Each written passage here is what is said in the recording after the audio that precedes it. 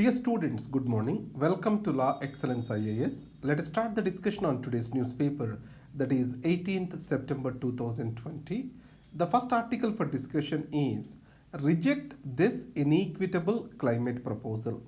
It is written in the context of a recent address by UN Secretary General Antonio Guterres at Terry. In this, he made two important demands for India. Give up coal immediately, reduce your emissions by 45% by 2030. In this case, the article criticizes that the differential treatment between developing and developed countries is being done away by UN Secretary General. So remember, India has lowest per capita emissions. They are 0.5 tons. The average across the world is 1.3 tons. Second is cumulative emissions. It means how much India is responsible for existing carbon dioxide and greenhouse gases in the atmosphere. It is only 4%. The cumulative emissions of India are only 4%. That is also for a population of 1.3 billion. How can you equate a country which is sustaining so much population with so less carbon emission with a country such as US, which has got less population but more pollution? Here see, coal pollution and pollution from petrol and other gases are not being equated over here. Both of them releasing carbon dioxide. He is asking ending the coal but not ending the fuels which are releasing vehicular fuels which are releasing carbon dioxide. And targeting India specifically is sending a message that everyone has to take equal responsibility in fight against climate change. And he is silent when USA moved out of Paris climate change and developed countries did not meet their targets under Kyoto Protocol. So, UN Secretary General here is pitching for the first world's mind and strategy. And financial institutions like World Bank are also promoting the same. They talk about achieving carbon neutrality by 2050. What is this carbon neutrality? So, we don't emit any extra carbon into atmosphere.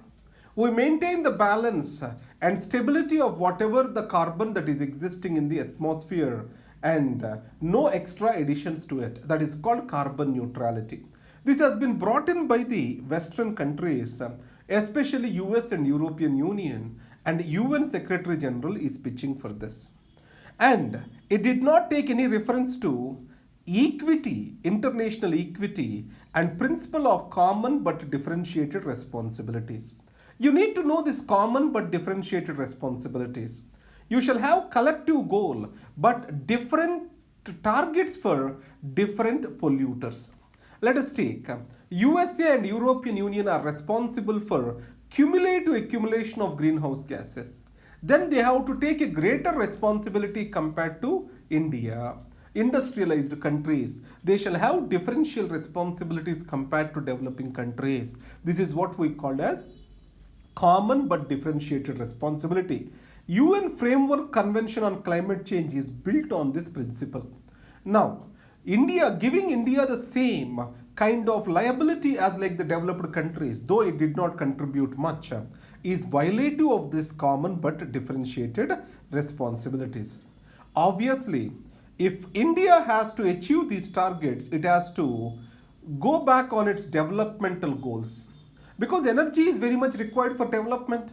As of now, West is not transferring any technology or finances for alternative energy. And India has got FT goals for alternative, sustainable, renewable energies. So rather than seeing what India is doing, expecting more from India is kind of a overkill, which can hurt the billion of people living on this soil. That's what author is trying to say. Next article is the Quad rising after China's challenge at LAC. My answer to this is both yes and no. See, Quad is still in making and it is not yet complete. In the future, it may get its relevance, but today it is just on the table at the thinking and strategic level. So that's why how we can build the Quad that makes a difference for future. Quad will definitely be useful, but not immediately, and not for the challenges India is facing. Next, we have to see its relevance more from the capability gap India is facing today. I'm using the word capability gap. China has got higher technical and also resource capability today. India has to match to that capabilities. In this case, Quad countries can be very helpful. In global value chains which are getting redefined, see carefully, India can be a greater partner with the Quad countries. Till now, who was the partner? China is the partner for all the countries. It can take intelligence inputs, military hardware, for that matter, credible supply chain networks, all this to build the capability gap and become an economic superpower. Coming to India, USA, which are two serious partners in Quad, how their relations can be analyzed. USA cannot separate itself from China, they are economically so tangled. And land interests, if we see, India and USA's land interests are divergent. But maritime interests, India and USA's interests are convergent. The land interests, if you see Iran, for that matter Russia, India has got close contacts, Central Asian countries. But USA do not have similar relationship with them. But do I need to see India-USA relationship from the prism of China? Not necessary. USA shall become a definite partner in building the India's capabilities, and India shall be ready to use USA's help. It shall not be, or we shall not be defensive on USA's participation. That is one side of the thought. So in ongoing tensions between USA and China for the global leadership, is India becoming a collateral damage is another version. So in this case, China is anyhow assertive towards India, and India has to stand for it. In these circumstances, the way forward for India is to take the necessary help it can take from USA. And then China is assertive on multiple fronts, not only on the Indian border. It is much assertive in South China Sea, on Japanese border, everywhere it is assertive. This new rising assertiveness of China has to be seen from its insecurities in the midst of COVID-19. Finally, this COVID-19 is expected to shape the world after a year altogether. It means global value chains and economies are expected to shift away from the Chinese pole. And that is where China wants India to be contained. In this case, on one side, India is joining the Quad. On the other side, it is also a member of Shanghai Cooperation Organization. How India is able to manage both opposing parties over here? Is this not contradicting each other? And how to balance these contradictions? That is going to be the major challenge. Is that mean India has to move out of SCO? No. SCO is a forum where India has to represent and give its voice and maintain relations with Russia. At least it will be helpful as a forum to engage our adversaries. These are the points discussed in this interview. Next is a push for reform. It is about UN Security Council reform. A new president has come up at UN General Assembly. His name is Volkan Bozkir. He is from Turkey. He started the world demand, or raised a new voice on the world demand. That is, UN Security Council need to be reformed, and UN has to be made relevant to the present day circumstances. You know, United Nations is created in the post-Second World War scenario. Equitable representation exists at UN General Assembly, but not in UN Security Council. 5 members enjoy the veto powers in UN Security Council, and it is dominating the UN General Assembly, which has got the wider representation from the countries. In this case, the veto powers are being used by these permanent members for their geopolitical advantage rather than for the peace or maintenance of the stability in the world. In this case, this veto powers is creating artificial imbalance in the society, in the Committee of Nations. So, there are other issues too. What are those? The permanent 5, these people are being powerful after the Second World War. But the social, political and economic architecture changed. Africa do not have any representation in UN Security Council.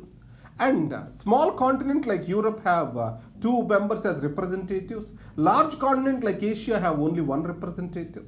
So that's why the change dynamics are not well represented. That's why a reform is necessary. Next is need for caution. Yesterday in the news we saw that Sputnik 5 is coming to India and the trials will be conducted by Russia's Direct Investment Fund and Dr. Reddy Laboratories agreement.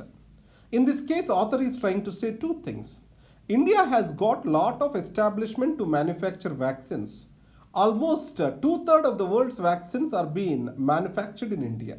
So, how to make this manufacturing capacity useful for Indians is the first thing.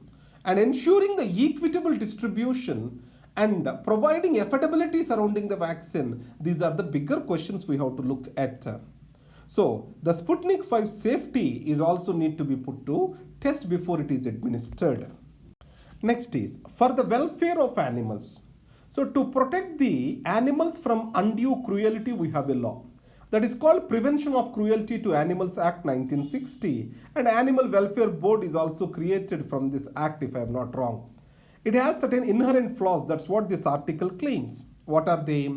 The definitions are not clear. The law says that we have to stop from causing unnecessary pain or suffering to the animals. What is this word unnecessary means is not clear. There are many exceptions. Exemptions, what are they? If you are from a village, you can see dehorning, and second, nose puncturing and nose roping, added to that branding with hot metal. These are all the practices which are being undertaken. So in this case, we have to ensure proper safety practices and modern technology. These also have to be banned. Third thing, so any kind of cruelty, the punishment is the same. There is no graded punishment which exists in Indian Penal Code. So we have to bring in similar graded punishment even for the cruelty against animals. These are the things which are proposed in this article. US keen on finalizing BECA at 2+2 dialogue. You know, BECA stands for Basic Exchange and Cooperation Agreement for Geospatial Cooperation. Now, based on this, information has to be exchanged between India and United States of America, the defense related information. And it is also part of that is foundational agreements for military cooperation. Once India signs this, India is expected to sign the same things with Quad members, that is Japan and Australia. So obviously, it will improve the defense posture of India. What are the various foundational agreements? Let us recollect them. LEMOVA, Logistics Exchange Memorandum of Agreement. COMCASA, Communications Compatibility and Security Agreement. Next one is General Security of Military Information Agreement. These are the things. Pak to make Gilgit-Baltistan a full-fledged province. Report. So Prime Minister of Pakistan, Mr. Khan, he is expected to visit Gilgit-Baltistan region to declare greater autonomy and a province status with all constitutional rights and safeguards. In that context, India has opposed the same. You know, China-Pakistan economic corridor is going through Gilgit-Baltistan region, and India has objected to the CPEC on the grounds of sovereignty. And there are many security issues for this CPEC as there is local repulsion to it. China wants greater security assurances from Pakistan, and how China will react to this, or this is happening on behalf of pressure from China, we have to wait and see. Harsimrat Kaur quits cabinet in protest against two agri bills.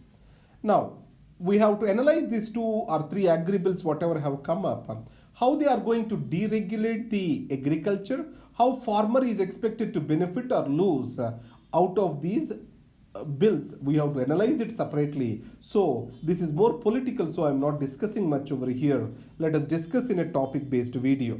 Thank you very much. Have a great day. All the best.